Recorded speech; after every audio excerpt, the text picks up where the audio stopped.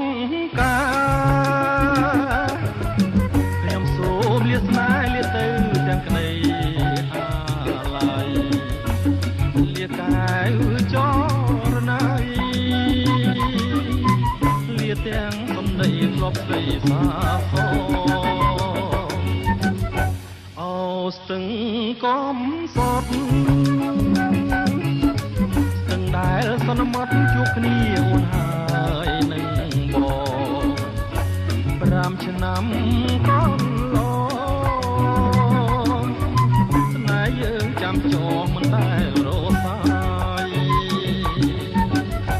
ពេលនេះត្រូវឃ្លាតស្ទឹងសងខាឃ្លាតទាំងក្លេស្នេហ៍ឃ្លាតទាំងឆោមឆា